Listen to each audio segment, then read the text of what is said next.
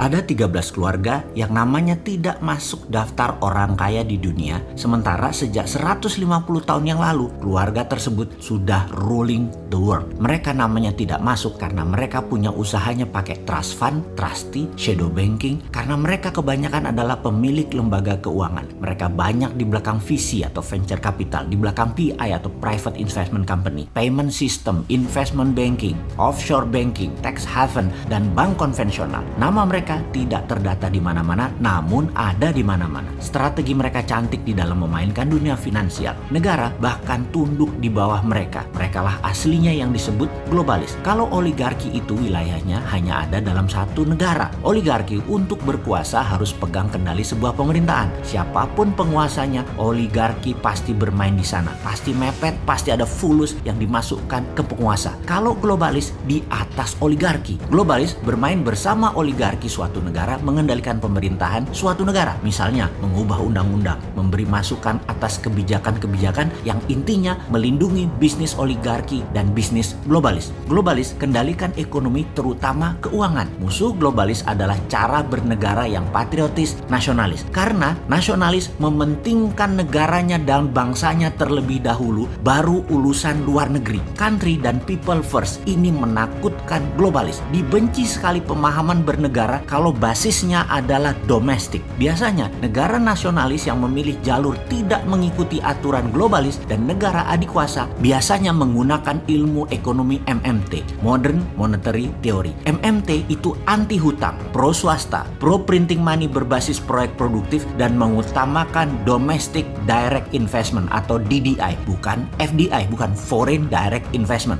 Jadi kalau banyak foreignnya, negara tersebut cenderung di bawah pengaruh globalis. Saat ini pengguna terdepan negara yang pakai MMT adalah Tiongkok dan Amerika. Karena itu MMT tidak boleh dipakai negara lain. Di sisi lain, globalis juga anti nasionalis. Sekali lagi, bernegara patriotis nasionalis plus mengadopsi MMT itu ancaman besar buat globalis. Apa yang dibuat oleh globalis sejak lama mengendalikan agar MMT tidak dipakai di banyak negara. Indonesia akhirnya dimasuki oleh asing sejak tahun 1998 hingga saat ini. Salah satunya adalah kefungsian bank sentral. Simple sederhananya. Namun kalau faham bernegara jadi buat marah, bisa misu-misu ke pejabat. Namun dalam hal ini kita wajib mengingatkan bangsa dan negara Indonesia agar bisa menjadi negara berdaulat penuh, tidak bergantung asing. Yang dilakukan IMF sebagai perpanjangan globalis dan dolar sebagai leng arm perpanjangan Amerika adalah bank sentral meminjamkan negara kalau perlu uang. Jadi BI sejajar, bahkan lebih atas dari negara. Pemerintah siapapun kalau berkuasa minta uangnya ke BI atau negara lain ya, minta uangnya ke bank sentralnya. Itulah aturannya dan itu harus ditaati. Kalau negara patriotis nasionalis pemimpinnya atau bernegaranya seperti Trump deh yang akhirnya kotak suara globalis mengalahkan dirinya, dan semuanya ini persis seperti usulan kita sejak 3 tahun yang lalu di dalam bernegara. Di dalam Mardigu Nation, bank sentral akan dibubarkan statusnya dan akan diletakkan di bawah Kementerian Keuangan, menjadi sejajar dirjen, hanya jadi dirjen moneter. Di posisi ini, negaralah yang mencetak uang, bank sentral yang meminjam, bukan terbalik seperti saat ini di mana kita takluk di bawah IMF globalis aturannya. Kalau negara yang terbitkan, IMF bisa apa? Bank sentral pinjam.